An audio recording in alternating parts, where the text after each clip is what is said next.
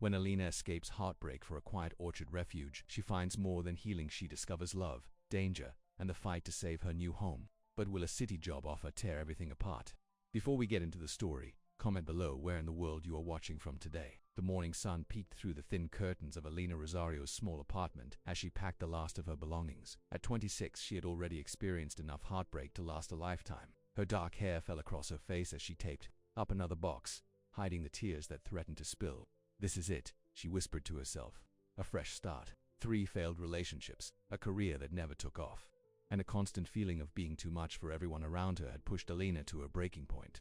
The world wanted her softer, quieter, less emotional, but that wasn't who she was. The phone rang, interrupting her thoughts. "Hello, Alina. It's Martha Wilson. Just checking that you're still coming today." The elderly woman's voice was warm and familiar. "Yes, Mrs. Wilson. I'm just finishing packing now." Good, good. The cabin is all ready for you. And please, call me Martha. We've known each other too long for formalities." Martha Wilson had been Alina's mother's best friend before her passing 5 years ago. When Alina had called her in desperation, looking for an escape, Martha had offered her a cabin on Hollow Bend Orchard without hesitation. "Thank you again for this opportunity," Alina said, her voice catching. "No thanks needed. Dear, the orchard needs help and you need peace. It's a perfect match." 2 hours later, Alina's beat-up Honda Civic bumped along the dirt road leading to Hollow Bend Orchard. The GPS had lost signal 20 minutes ago, but Martha's handwritten directions hadn't failed her. As the trees parted, Alina gasped. Rows upon rows of apple and peach trees stretched before her, their branches heavy with nearly ripe fruit. At the center stood a modest farmhouse with a wraparound porch, and just beyond it, a small wooden cabin. Martha appeared on the porch, waving enthusiastically. She was shorter than Alina remembered, her silver hair cut in a practical bob, but her smile was just as bright. "You made it," Martha called out as Alina parked her car. Alina stepped out, breathing in the sweet smell of peaches and fresh air. "It's beautiful here." "Wait until you taste the fruit," Martha said, embracing her. "Come, let's get you settled." The cabin was simple but cozy, a main room with a kitchenette, a small bedroom, and a bathroom. Through the windows, Alina could see the orchard stretching in all directions. "It's not much," Martha said, "but it's peaceful, it's perfect," Alina replied honestly. Martha smiled. "Well, I'll let you get unpacked. Dinner's at 6 at the main house if you're up for company. Otherwise, there's food in the fridge." Left alone, Alina sat on the edge of the bed and finally allowed herself to cry, not from sadness this time, but from relief. Here, far from the judgmental eyes and broken promises, she could finally breathe. The next morning, Alina woke with the sunrise. She dressed in jeans and a simple t-shirt, pulled her hair into a ponytail, and headed out to meet Martha for her first day of work. "The basics are simple," Martha explained as they walked through the orchard. "The trees need water, care, and love just like people." Alina smiled at the comparison. "I think I can manage that." Martha showed her how to check the fruit for ripeness, how to prune damaged branches, and how to spot signs of disease or pests. "Each tree has its own personality," Martha said, patting the trunk of an apple tree affectionately. "This one here is stubborn, always the last to bloom, but gives the sweetest apples." Alina found herself charmed by Martha's way of talking about the orchard as if it were filled with old friends rather than trees. As the days passed, Alina fell into a routine. She rose with the sun, made herself a simple breakfast, and headed out to tend to the trees. What began as work quickly became something more. She found herself talking to the trees, naming them, humming as she moved from row to row. "Good morning, Hope," she would say to a particularly resilient peach tree that had survived a lightning strike the previous year. "Looking beautiful today." One afternoon, while checking the irrigation system in the farthest corner of the orchard, Alina felt someone watching her. She turned to find a tall, rugged man leaning against a tree, observing her with curious eyes. "You must be Alina," he said, his voice deep and rich like honey. "I am," she replied cautiously. "And you are Grant Wilder." He stepped forward, extending a calloused hand. "I manage the neighboring farm and help Martha out sometimes." Grant was taller than she'd first thought, with broad shoulders and sun-tanned skin that spoke of years working outdoors. His eyes were a warm brown, and his smile seemed genuine, if a bit reserved. "Nice to meet you," Alina said, shaking his hand. "Martha says you've got away with the trees," Grant commented, looking around at the orchard. "Says they seem happier since you arrived." Alina blushed. "I just talked to them, that's all." Grant raised an eyebrow. "You talk to trees? They're good listeners," she replied, feeling foolish but unwilling to apologize for it. To her surprise, Grant smiled. "That they are." He looked at her for a long moment before adding, "Well, I should get back to work. See you around, Alina." As he walked away, Alina found herself watching him go, curious about the quiet farmer who didn't laugh at her for talking to trees. The weeks passed, and Alina found herself settling into life at Hollow Bend Orchard. Her hands grew calloused, her skin tanned, and for the first time in years, She felt a sense of purpose growing inside her. She began spending more time barefoot, enjoying the feel of the earth beneath her feet. She learned the name and history of each section of the orchard from Martha's stories. At night, she would sit on the porch of her cabin, watching the stars and feeling more at peace than she could remember. Grant began appearing more frequently. At first he claimed to be checking on equipment or helping Martha with repairs, but Alina noticed he always seemed to find his way to whatever part of the orchard she was working in. One particularly hot afternoon, Alina was picking peaches when Grant appeared with 2 glasses of iced tea. "I thought you might be thirsty," he said, offering her a glass. "Thank you," she replied, taking it gratefully. The cold liquid was heaven against her parched throat. Grant leaned against a tree, watching her work. "You know, most people who come to help Martha don't last this long. The work's too hard, the pay's too little, and the company's too scarce." Alina smiled. "I'm not most people." "No," Grant agreed, his eyes lingering on her face. "You're certainly not." As they sipped their tea in comfortable silence, Alina felt something shift between them, a quiet understanding, perhaps or the beginning of something more. That evening, Martha invited both Alina and Grant for dinner as they sat on the porch. Afterward, Martha shared stories of the orchard's history. "My husband's family planted these trees over 60 years ago," she said, her eyes distant with memory. "Back then, this whole valley was orchards. Now most have been sold off to developers. Except yours," Grant pointed out. Martha smiled. "And yours, Grant. Your family's been just as stubborn as mine." Alina looked at Grant with new interest. "Your family has an orchard too?" Grant nodded. "More of a mixed farm now. Some apple trees, some corn, some livestock. Whatever pays the bills." "Grant's parents passed when he was 20, Martha explained.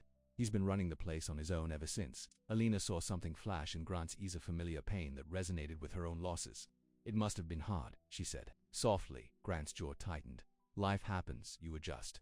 The conversation moved on, but Alina found herself watching Grant more closely, seeing beyond his quiet strength to the burden he carried alone. Later that night, as Grant walked Alina back to her cabin, the orchard was bathed in moonlight, creating a silvery, dreamlike quality to the world around them. "It's beautiful here," Alina said, breaking the comfortable silence. "It is," Grant agreed, but when she glanced at him, he was looking at her, not the orchard. At her door, Alina hesitated. "Would you like to come in for coffee?" Something flickered in Grant's eyes, interest certainly, but also caution. "I should get back. Early start tomorrow." "Of course," Alina said, trying to hide her disappointment. "But maybe another time," Grant added quickly. "Good night, Alina." Grant, as she watched him walk away, Alina wondered about the wall. She sensed around him a wall not unlike the one she'd built around her own heart. The next day, Alina was harvesting peaches when she became so engrossed in her work that she lost track of time. The sweet scent of ripe fruit filled the air, and juice ran down her arms as she carefully placed each peach in her basket. Taking a break, she bit into a perfectly ripe peach, closing her eyes as the juice ran down her chin.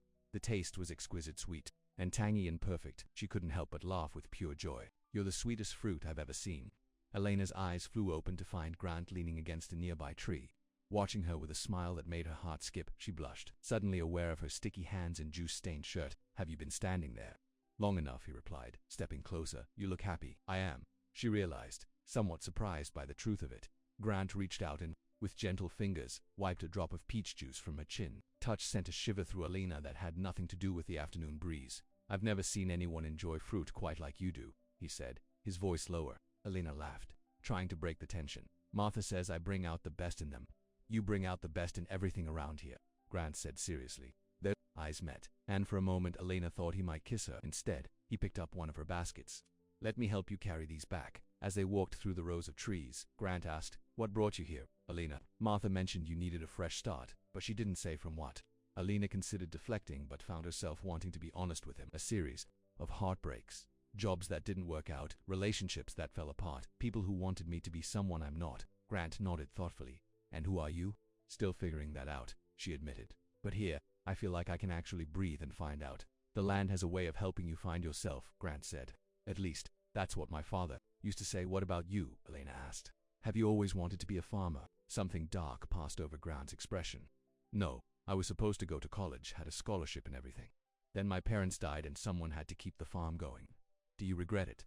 Grant was quiet for so long that Alina thought he might not answer. Finally, he said, "Sometimes, but mostly no. This land is in my blood." As they reached the barn where the harvested fruit was stored, Grant set down the basket and turned to Alina. "Would you like to have dinner with me tomorrow night? Not at Martha's, just ... us." Alina felt her heart race. "Like a date." "Exactly, like a date," Grant confirmed, a small smile playing on his lips. "I'd like that," Alina said, returning his smile. "Good, I'll pick you up at 7. As Grant walked away, Alina touched her chin where his fingers had been, feeling like something important had just begun that evening. As Alina sat on her porch watching the sunset paint the orchard in shades of gold and pink, Martha joined her with 2 glasses of homemade peach wine. "I see Grant's been spending a lot of time around here lately," Martha commented with a knowing smile. Alina accepted the wine, feeling her cheeks warm. "He asked me to dinner tomorrow." "About time," Martha said, settling into the chair beside. "Alina, that boy's been watching you like a hawk watches a field mouse since the day you arrived." "Really?" He seemed so distant at first. Martha sipped her wine. "Grant's been through a lot. His mother left when he was just a boy, ran off with some traveling salesman. His father never got over it, poured himself into the farm instead. Then when both his parents died in that car accident, Grant shut down completely. Took on everything by himself, never asking for help, never letting anyone get close." "That's so sad," Alina said, her heart aching for the young man who'd lost so much. "It is," Martha agreed. "But lately, I've seen something in him I haven't seen in years." "What's that?" "Hope," Martha said simply. "When he looks at you, there's hope in his eyes." Alina didn't know how to respond to that. The weight of Martha's words settled on her shoulders not as a burden, but as a possibility. "I'm not looking to fix anyone," Alina said softly. "I've got my own broken pieces to deal with." Martha patted her hand. "Sometimes two people with broken pieces fit together better than those without any cracks at all."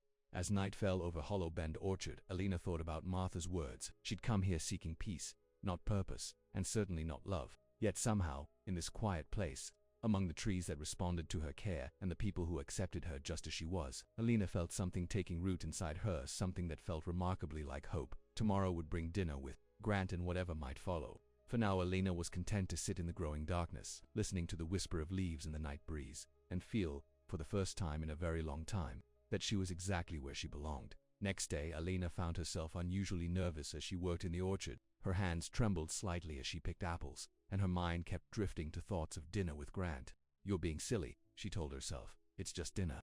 But deep down she knew it wasn't just dinner. Something about Grant's quiet strength and the way he looked at her made her heart race in a way it hadn't in years. By late afternoon, Alina returned to her cabin to prepare. She showered, washing away the day's dirt and sweat, then stood before her small closet, contemplating what to wear. Her wardrobe consisted mostly of practical work clothes, with only a few nicer items she'd brought from her old life. Finally, she settled on a simple sundress with tiny blue flowers.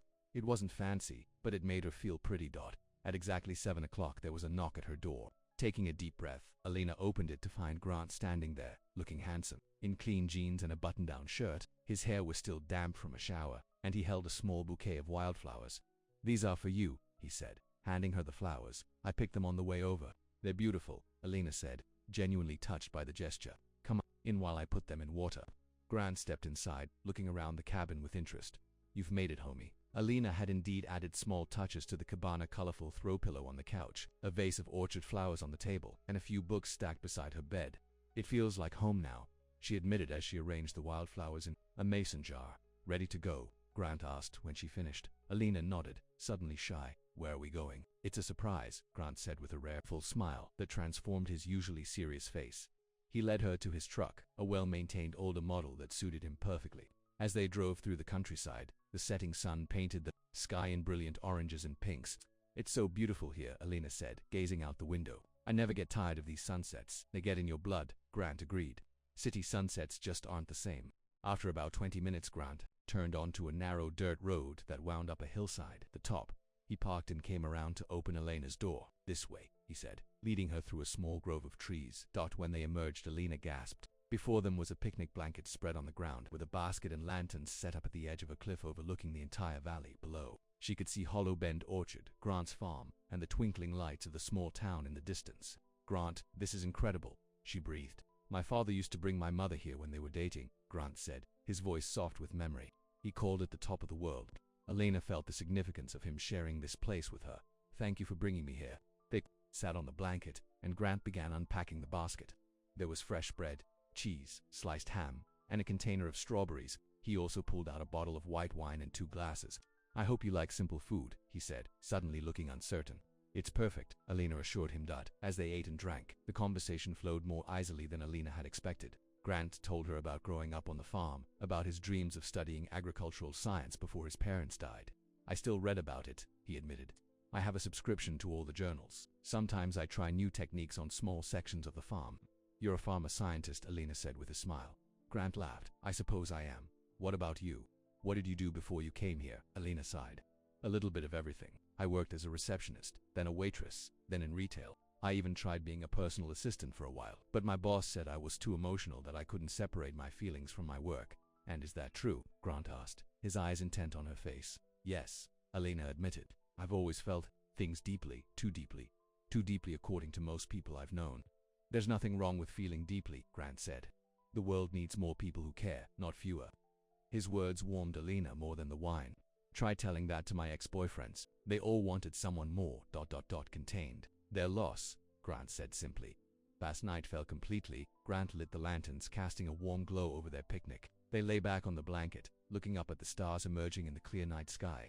Sometimes I think I can feel the earth spinning when I look at the stars, Alina said softly. Grant turned his head to look at her. You say things no one else would think to say. Is that good or bad? Good, he said firmly. Definitely good. Their eyes met in the lantern light, and Alina felt that same electric tension from the day before. This time, Grant didn't pull away. He leaned closer, his hand gently cupping her cheek. May I? He whispered. Alina nodded, her heart pounding. His lips met hers softly at first, then with growing intensity. Alina felt herself responding, her hand moving to the back of his neck, drawing him closer. When they finally pulled apart, both were breathless. I've wanted to do that since I first saw you talking to that peach tree, Grant admitted. Alina laughed. And here I thought you were judging me for being weird. Never, he said, brushing a strand of hair from her face. I was fascinated. They stayed on the hilltop for hours, talking, kissing, and watching the stars. When the night air grew cool, Grant wrapped a blanket around both of them, pulling Alina close to his side. It was nearly midnight when Grant finally drove Alina back to her cabin. At her door, he kissed her again, slowly and thoroughly. Good night, Alina, he said, his voice husky. Good night, Grant. Inside, Alina leaned against the closed door, touching her lips and smiling. For the first time in a long time, she felt hopeful about what tomorrow might bring. The next morning, Alina woke with the sun, still smiling from the night before. She dressed quickly and headed out to the orchard, eager to start the day. To her surprise, she found Grant already there, helping Martha with some irrigation repairs. Good morning, Martha called, a knowing twinkle in her eye.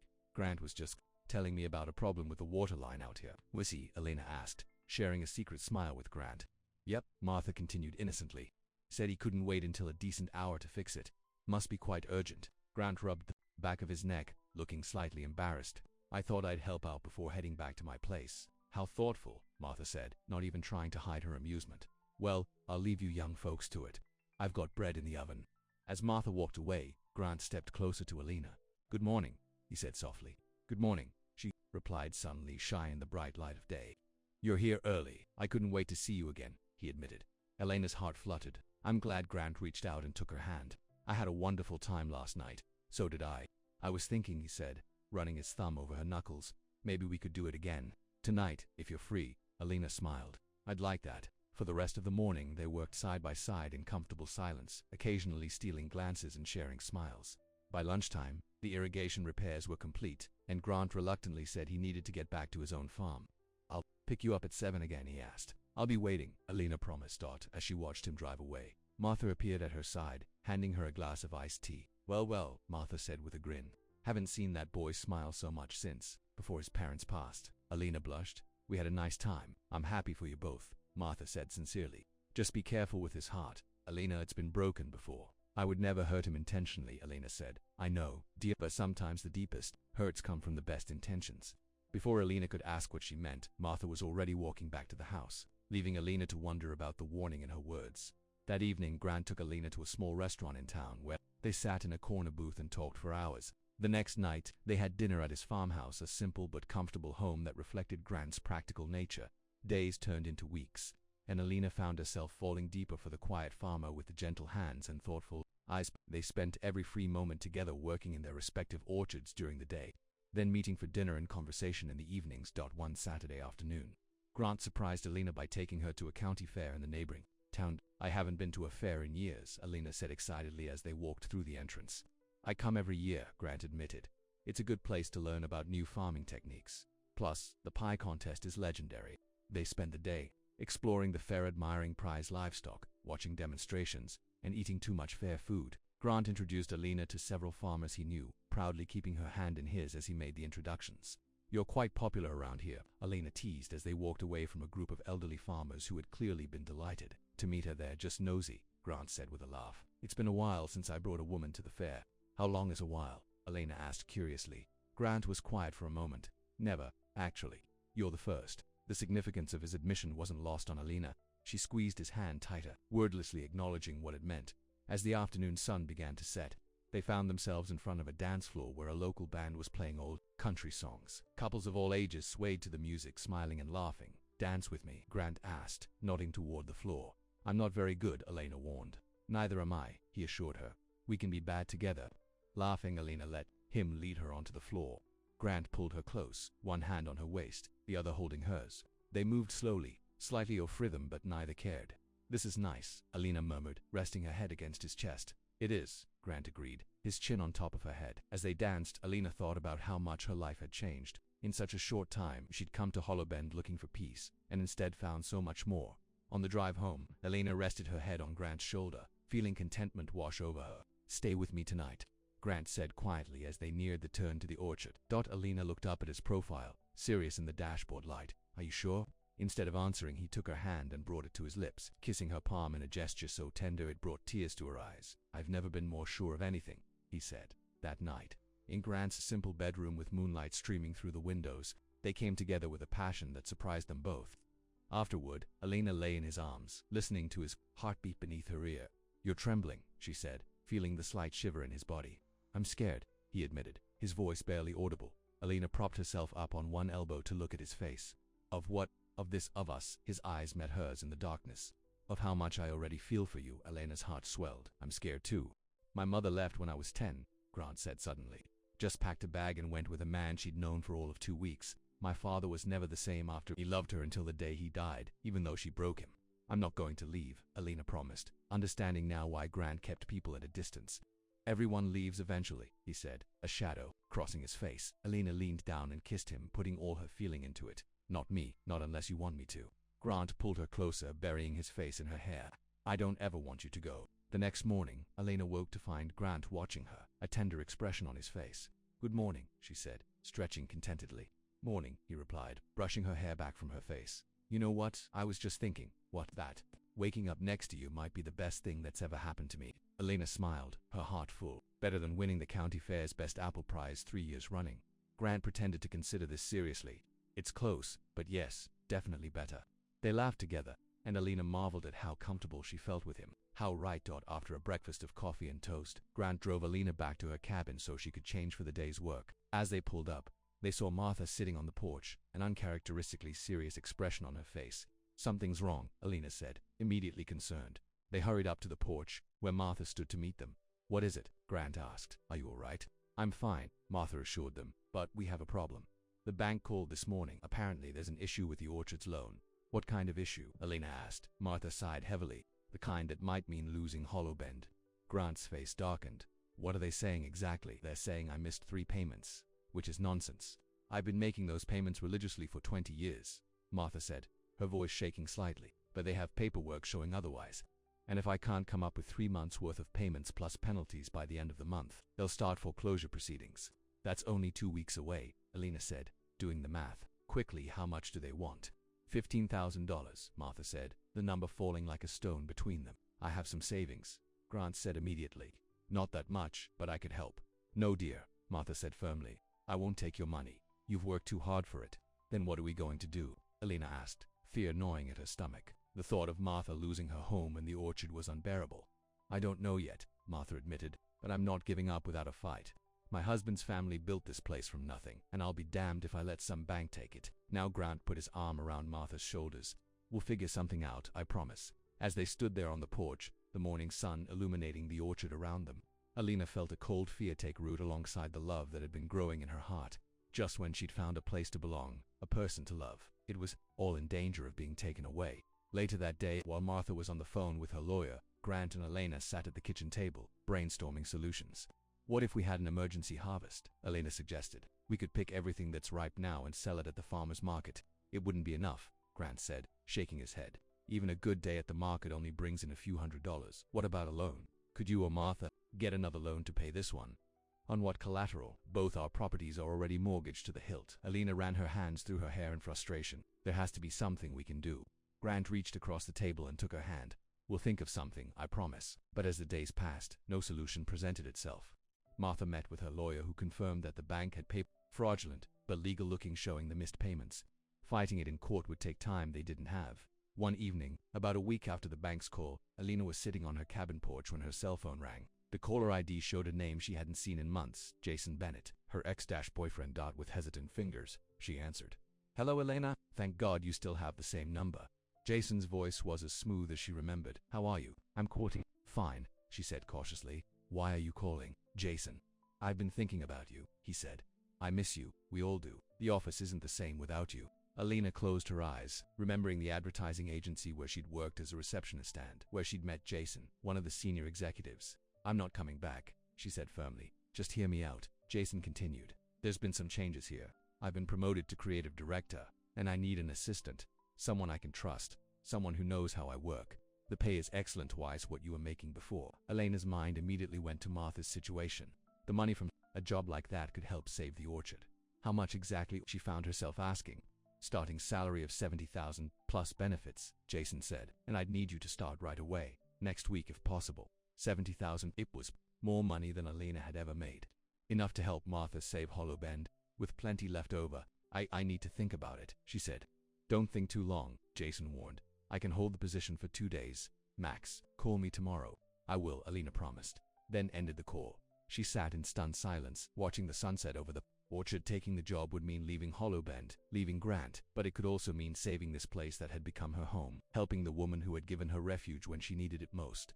What was the right choice? Follow her heart and stay with Grant, possibly watching Martha lose everything, or sacrifice her newfound happiness to save the orchard? As darkness fell over Hollow Bend, Alina had never felt more torn. The peace she'd found here now seemed fragile, threatened by forces beyond her control, and the choice before her would determine not just her future, but the futures of the people she had come to love. Alina barely slept that night, tossing and turning as she weighed her options. By morning, she was exhausted, but no closer to a decision. She dressed mechanically and headed to the main house, where she found Martha at the kitchen table, surrounded by paperwork. "Good morning, dear," Martha said, looking up with tired eyes. "You look like you slept about as well as I did." Alina poured herself a cup of coffee and sat down. "Martha, I need to tell you something." She explained about Jason's call and the job offer, watching Martha's expression carefully. $70,000, Martha repeated, clearly impressed. "That's quite an opportunity." "The money could help save the orchard," Alina said quietly. Martha reached across the table and patted Elena's hand. "That's very sweet of you to think of us, but I would never ask you to give up your life here for my sake." "But what if I want to help?" Alina insisted. "This place has become my home too." Martha studied her face. "And what about Grant? Have you told him about this offer?" Alina shook her head. "Not yet. I wanted to talk to you first. He cares for you deeply." "You know," Martha said gently, "I haven't seen him this happy in years." "I care for him too," Alina admitted, her voice catching. "That's why this is so hard." Martha sighed. "Life has a way of testing us just when we think we've found our footing." Before Alina could respond, they heard a truck pulling up outside. A moment later, Grant walked in, carrying a basket of fresh vegetables from his garden. "Morning, ladies," he said cheerfully, setting the basket on the counter. His smile faded as he noticed their serious expressions. "What's wrong?" Alina took a deep breath. "I got a call from my ex-boyfriend last night. He's offering me a job in the city.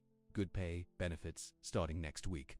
Grant's face went completely still. "I see the money could help with the orchard." The situation, Alina explained quickly. "You're thinking of taking it?" Grant asked, his voice carefully neutral. "I'm considering it," Alina admitted. $70,000 would cover Martha's payments and then some. Martha stood up. "I think I'll give you two some privacy to discuss this," she said, taking her coffee and heading out to the porch. Once they were alone, Grant leaned against the counter, arms crossed. "So you'd leave?" "Only if it would help save Hollow Bend," Alina said. "And it wouldn't have to be forever. Just until the orchard is secure." "And how long would that be?" Grant asked. "A year, 2, 5. Alina hadn't thought that far ahead. "I don't know," she admitted. "Long-distance relationships don't work, Alina," Grant said, his voice tight. "Believe me, I've seen it. My father waited 10 years for my mother to come back. She never did." "This isn't the same thing," Alina protested. "I would come back on weekends, holidays, we could make it work." Grant shook his head. "The city has a way of changing people. You might go back thinking it's temporary, but then you'll remember all the things you missed: restaurants, theaters, people who don't smell like manure." "That's not fair," Alina said, hurt by his assumption. "I love it here. I love—" She stopped herself just in time. Grant's eyes locked with hers. "You love what?" "Alina, this place," she finished lamely. "The orchard, Martha. You." The last word hung in the air between them. The first time either had spoken it aloud, Grant's expression softened slightly. I love you too. That's why I can't ask you to turn down this opportunity if it's what you want. It's not about what I want, Alina insisted. It's about helping Martha keep her home. And it's very noble, Grant said, but there has to be another way. Like what? We've been trying to think of something for days. Grant ran a hand through his hair in frustration. I don't know yet, but taking that job means leaving everything we've started to build here. Maybe what we've built is strong enough to withstand some distance, Alina suggested. The hurt in Grant's eyes was unmistakable. My mother said something similar when she left, that love should be strong enough to withstand anything, but people change when they're apart. Feelings fade. Mine won't, Alina promised, stepping closer to him. Grant stepped back. You can't know that, Grant, please, Alina pleaded. I'm trying to do the right thing here by leaving. His voice was sharp now, edged with pain. How is that right? By helping the woman who took me in when I had nowhere else to go. Alina shot back, her own temper flaring. By trying to save this place that means so much to both of us. There are other ways to help that don't involve running back to your ex, Grant said. Alina felt like she'd been slapped. This isn't about Jason. The relationship is over. Then why was he so quick to offer you a job? Grant challenged.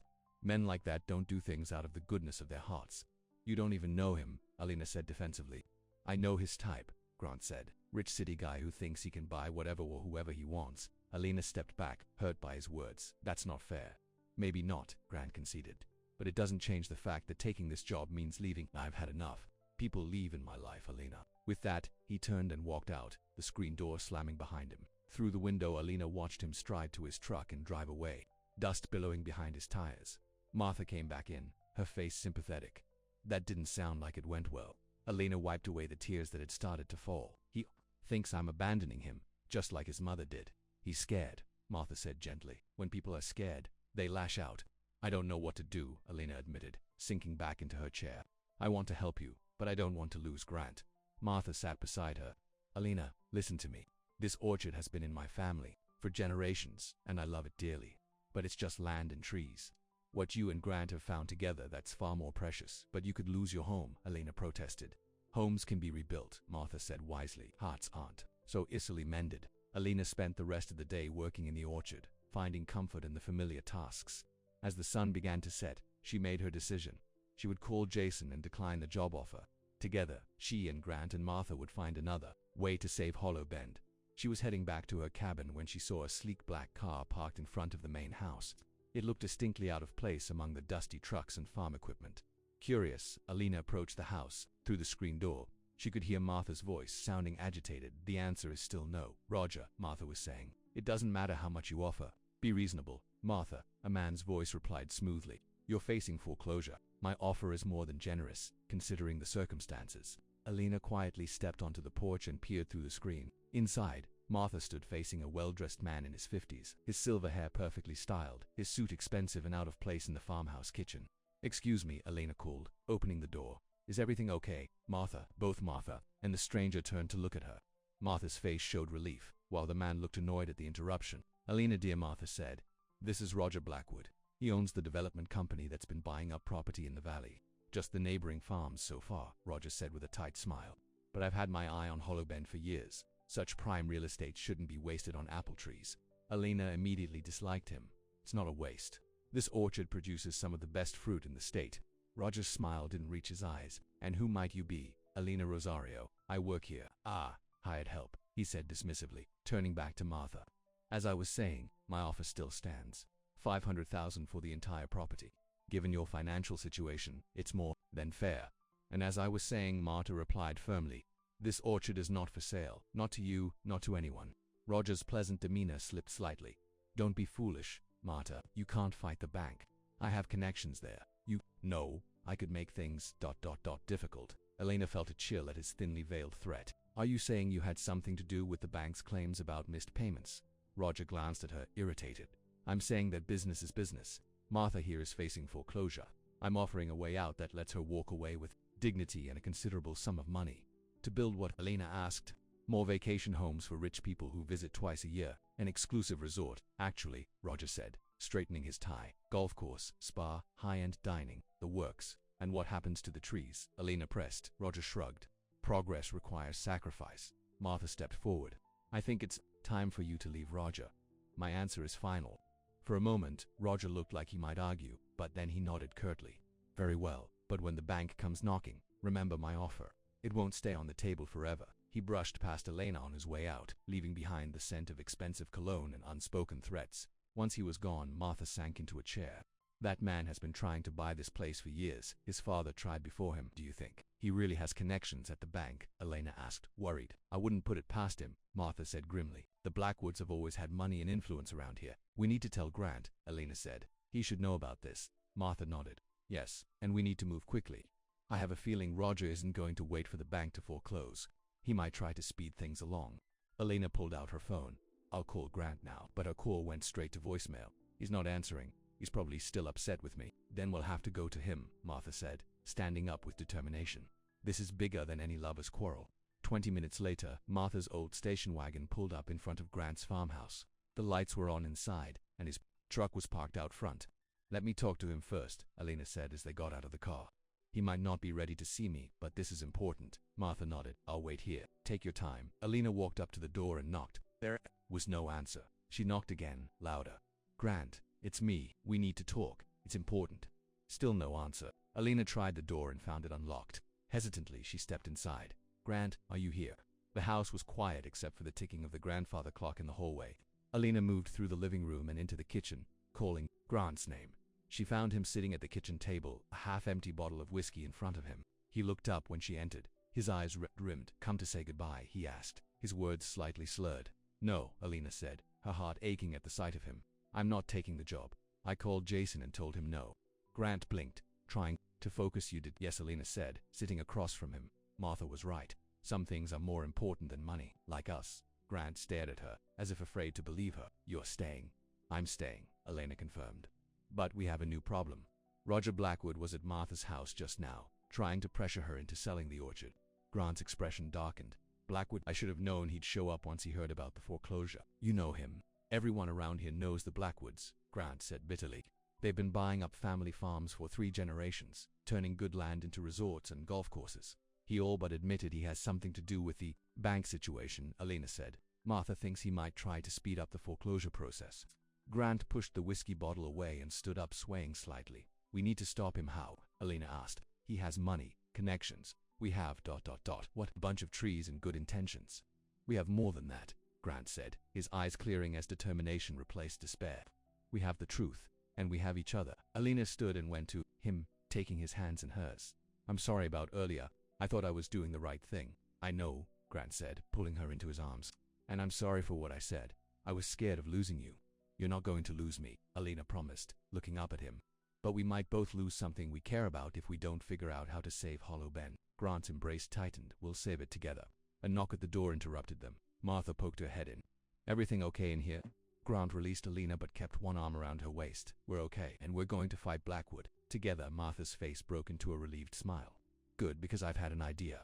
The 3 of them gathered around Grant's kitchen table as Martha explained her plan. Roger isn't the only one with connections, she said. My late husband's cousin is a reporter for the county newspaper. If Blackwood is manipulating the bank somehow, a little public exposure might make him back off. It's worth a try, Grant agreed, but we need evidence. Right now, it's just our word against his. Maybe not, Elena said thoughtfully. He was pretty open about his connections at the bank when he was at Martha's. If we could get him to repeat those statements on record... You mean like a trap? Grant asked. Elena nodded. Exactly like a trap. The next day, Martha called Roger Blackwood and asked him to meet her at the orchard again, saying she'd reconsidered his offer. Elena and Grant concealed themselves in the next room with a digital recorder, ready to capture everything.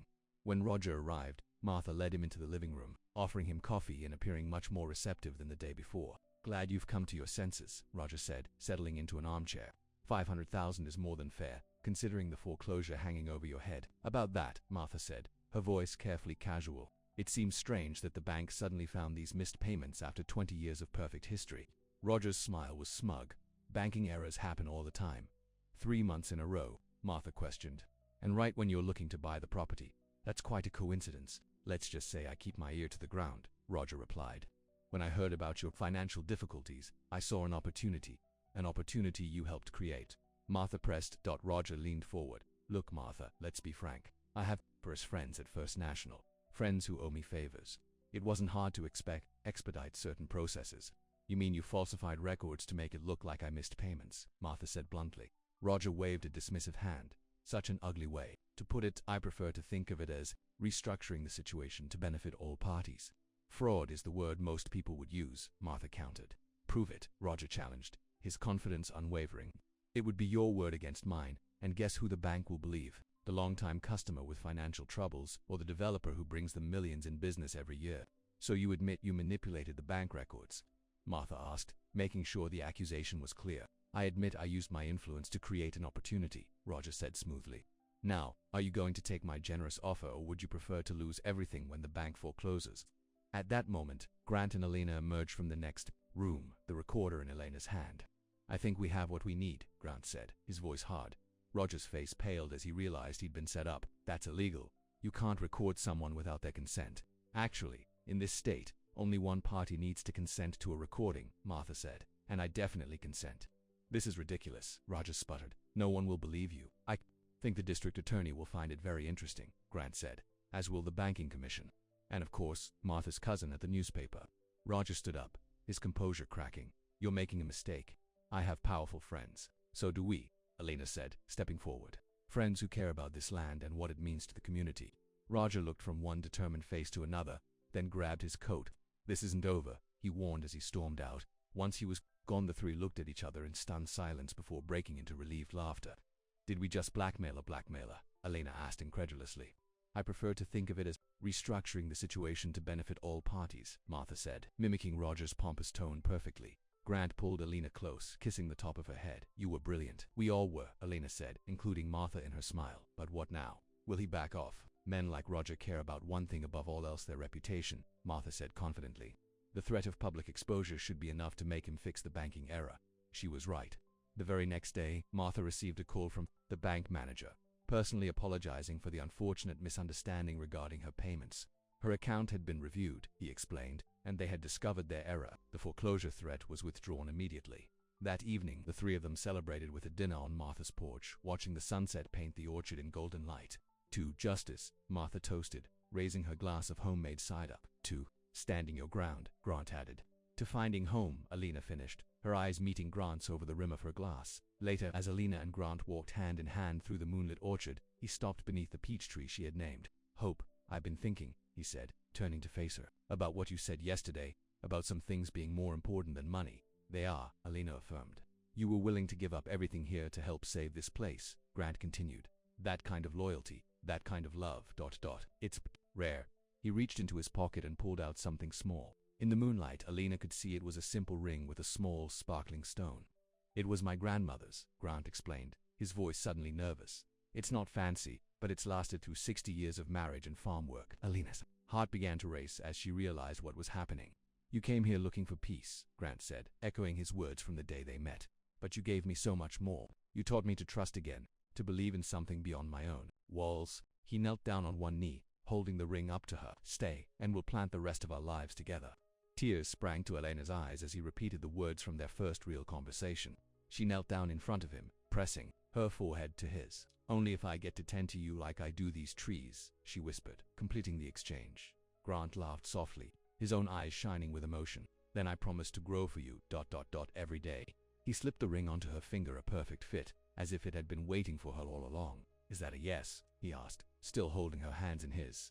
Yes, Elena said, her heart so full it felt like it might burst. 1,000 times yes. Their lips met in a kiss that felt like a promise, like the beginning of something even more beautiful than what they'd already found above them. The peach tree named Hope seemed to sway in the gentle night breeze, its branches reaching toward the stars that witnessed the moment when two hearts, once broken, we found wholeness in each other. The news of Elena and Grant's engagement spread quickly through the small farming community. Martha was the first to know, of course. When they returned to the main house that night, she took one look at their glowing faces in Elena's ring-adorned hand and burst into happy tears. It's about time, she exclaimed, hugging them both. I knew from the moment you two met that you belonged together. The following weeks were filled with quiet joy as Elena and Grant began planning their future. They decided on a small wedding in the orchard during the fall harvest, when the trees would be laden with ripe fruit and the air would be crisp and sweet. Nothing fancy, Elena insisted. Just us, Martha, and a few close friends. Grant agreed, never having been one for large gatherings anyway. As long as you're there, I don't care about the details. One sunny morning, Elena was working in the orchard when her phone rang. Seeing Jason's name on the screen, she hesitated before answering. "Hello, Jason." Elena. His voice was cool. "I just wanted to check if you're still determined to waste your talents in that backwater." Elena sighed. "I'm not wasting anything. I'm exactly where I want to be, really." Jason's tone was skeptical. "Picking apples instead of building a career. That doesn't sound like the ambitious woman I knew." "Maybe you never really knew me," Elena replied calmly. "I found something here that I never had in the city: happiness." "Happiness doesn't pay the bills," Jason pointed out. "Actually, it does," Elena said. "The orchard is doing well, and I'm engaged to a wonderful man who loves me for who I am, not who he wants me to be." There was a long pause before Jason spoke again. "Engaged, that was ... fast. When it's right. You know it," Elena said simply. "Well, congratulations, I guess," Jason said, sounding genuinely surprised. "I hope he deserves you." "He does," Elena assured him. "Goodbye, Jason." As she hung up, Elena felt a final weight lift from her shoulders. Her past was truly behind her now. Her future was here, among the trees she'd come to love, with the man who had helped her find herself again that evening. As Elena and Grant sat on the porch of his farmhouse, soon to be their farmhouse, they discussed their plans for after the wedding. "I was thinking," Grant said, his arm around her shoulders, "about combining our operations." "What do you mean?" Elena asked, looking up at him. "Well, between my farm and Martha's orchard, we could create something special. A place where families could come to pick their own fruit. Maybe a small store to sell jams and pies." Martha's mentioned wanting to slow down a bit. Elena sat up, excited by the idea. "That sounds wonderful. We could add a petting zoo for kids, maybe offer hayrides in the fall." Grant smiled at her enthusiasm. "You really love it here, don't you?" "I do," Elena said softly. "More than I ever thought possible." Grant kissed her temple. "Sometimes I still can't believe you chose this life." "Chose me, best decision I ever made," Elena assured him. As summer turned to early fall, their wedding plans took shape. Martha insisted on making Elena's dress a simple white gown with tiny embroidered flowers along the hem. "These are apple blossoms," Martha explained as she showed Elena the delicate stitching. "For new beginnings." Elena hugged the older woman tightly. "You've been like a mother to me, Martha. I don't know how to thank you." "Just be happy," Martha said, patting her cheek. "That's all the thanks I need." 2 weeks before the wedding, Grant surprised Elena with news that left her speechless. "I've invited your parents to the wedding," he said. As they walked through the orchard one evening, Elena stopped in her tracks. "You what?" "I found their number in your phone," Grant admitted. "I hope you're not angry. I just thought family should be there for important moments." Elena hadn't spoken to her parents in over a year. Their relationship had always been complicated. They had never understood her emotional nature, her dreams, her choices. "What did they say?" she asked, her heart racing. "They said yes," Grant told her. "They sounded happy to hear about the wedding." "Your mother cried." Elena felt tears spring to her own eyes. "I don't know if this is a good idea. We don't exactly have the best relationship." Grant took her hands in his. "Maybe this is a chance to start fresh. People can change, Elena. Look at me a few months ago. I was convinced I'd spend my life alone. Then you came along and changed everything." Elena leaned her head against his chest, listening to the steady beat of his heart. "When did you get so wise?" "Must be all that fertilizer," he joked, making her laugh through her tears. The day before the wedding, Elena's parents arrived. The reunion was awkward at first, too many unspoken hurts, too much time apart. But Martha, ever the peacemaker, sat them all down in her kitchen with slices of fresh apple pie and cups of hot coffee. "Life's too short for grudges," she told them plainly. "Believe me, I know." By the end of the evening, Elena's mother was helping with the wedding preparations, and her father was deep in conversation with Grant about farming techniques. It wasn't perfect, but it was a beginning. That night, following tradition, Elena stayed at her cabin while Grant returned to his farmhouse. Martha kept her company, the two women talking late into the night. "Are you nervous?" Martha asked as they sat on the porch, watching the stars. "A little," Elena admitted. "Not about marrying Grant, that feels absolutely right, but about ... being enough, being the wife he needs, helping run the farm, maybe someday being a mother." Martha smiled knowingly. "That's how it should be. Marriage isn't something to enter into lightly. But let me tell you something my husband told me on our wedding day." Elena looked at her expectantly. "He said, Martha, we won't always know what we're doing. We'll make mistakes. But as long as we make them together and learn from them together, we'll be just fine." Martha's eyes were misty with memory. "We were married for 47 years. And he was right." Elena hugged the older woman. "Thank you for everything, Martha. For taking me in, for believing in me, for sharing your wisdom. Thank you for bringing life back to this old place," Martha replied, "and for making our Grant smile again." The wedding day dawned clear and crisp, a perfect early autumn day. The orchard was at its most beautiful, trees heavy with ripe fruit, leaves just beginning to turn gold at the edges. Grant had built an arbor at the end of the central row of trees, woven with vines and decorated with late-blooming flowers. Simple white chairs were arranged in rows, Facing the arbor in her cabin, Alina prepared with her mother and Martha's help. Her dress was simple but beautiful, and her dark hair was adorned with tiny white flowers. "You look radiant," her mother said, her eyes filled with tears. "I'm sorry we've been so distant, Alina. Seeing you now, so happy and confident, I realize we should have supported your choices more." "It's okay, Mom," Alina said, embracing her. "We're here now. That's what matters." A knock at the door announced her father, come to walk her down the aisle. He stopped in the doorway, his expression softening at the sight of his daughter. "You're beautiful, Ellie," he said, using her childhood nickname for the first time in years. The small gathering of guests, neighbors, friends from town, Grant's few relatives turned to watch as Alina walked down the makeshift aisle between the apple trees, her arm linked with her father's. But Alina had eyes only for Grant, waiting for her beneath the flower-covered arbor. He looked handsome in his suit, his usually unruly hair neatly combed, his face shaved clean. But it was the look in his eyes that took Elena's breath away, look of such pure love and wonder that she felt tears spring to her own eyes. When she reached him, Grant took her hands in his fingers warm and steady against hers. "You look like a dream," he whispered. The ceremony was brief but heartfelt. They had written their own vows, simple promises to cherish, support, and grow together through whatever life might bring. "Alina," Grant said, his voice strong and clear, "before you came to Hollowbend, I was just existing, not living. You taught me that there's more to life than work and duty. You showed me that it's okay to feel deeply, to want more, to dream. I promise to love you every day of our lives, to nurture our relationship the way you nurture your trees, with patience, care, and unwavering devotion." Alina blinked back tears as she spoke her vows. "Grant, I came here looking for peace, not purpose, not love. But in you, I found all three. You accepted me exactly as I am, never asking me to be smaller or quieter or less. I promise to stand by your side through every season, the fruitful ones and the barren ones, to grow with you, to build with you, and to love you with all that I am." As they exchanged rings, the gentle breeze rustled through the orchard, as if the trees themselves were witnessing their promises. "By the power vested in me," the officiant said, "I now pronounce you husband and wife." Their first kiss as a married couple was sweet and tender, filled with promise. The reception was held in the barn, which had been transformed with strings of lights, wildflowers, and mason jars, and long tables laden with food contributed by neighbors and friends. A local band played, and as evening fell, lanterns were lit, casting a warm glow over the celebration. Grant led Alina onto the makeshift dance floor for their first dance as husband and wife. "Happy?" he asked as they swayed to the music completely. She assured him, resting her head against his chest. "Are you?" "More than I ever thought possible," he said, tightening his arms around her later. As the party continued around them, Grant took Elena's hand and led her outside. They walked in comfortable silence through the moonlit orchard until they reached the peach tree named Hope. "I have a wedding present for you," Grant said, pulling a small box from his pocket. Inside was a delicate silver bracelet with a single charm, a tiny silver tree. "It's beautiful," Elena said as he fastened it around her wrist. "Martha helped me find it," Grant admitted. "She said it was perfect for the woman who talks to trees." Elena laughed, then grew serious. "I have something for you too." She led him to a nearby tree, where a small package hung from a branch. Grant unwrapped it to find a leather-bound journal. "Open it," Elena encouraged. Inside, she had written on the first page, "The first chapter of our story. May we fill these pages together." Grant traced the words with his finger, visibly moved. "This is perfect. I thought we could document our life together," Elena explained. "The farm, the orchard, our family as it grows." "Our family," Grant repeated, a smile spreading across his face. "I like the sound of that." They returned to the reception hand in hand, rejoining their friends and family for more dancing and celebration. Martha caught Elena's eye across the room and raised her glass in a silent toast, her face radiant with happiness for them both. As the night wore on, guests began to depart, offering final congratulations and well wishes.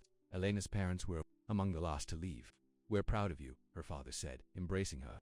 "You've built a good life here. Come visit any time," Elena invited, meaning it sincerely. "We will," her mother promised. "Maybe for Thanksgiving." "That would be wonderful," Elena agreed, feeling another piece of her heart healed. Finally, it was just Elena, Grant, and Martha left in the barn. They worked together to extinguish the lanterns and lock up for the night. "Well, children," Martha said, stifling a yawn, "I'm off to bed. Don't stay up too late. There's still work to be done tomorrow, wedding or no wedding." They laughed, knowing she was right. The orchard didn't take days off. "Good night," Martha, Elena said, hugging the older woman. "Thank you for everything. Be happy," Martha replied simply, then headed to her house. Leaving the newlyweds alone, Grant turned to Elena, taking her hands in his.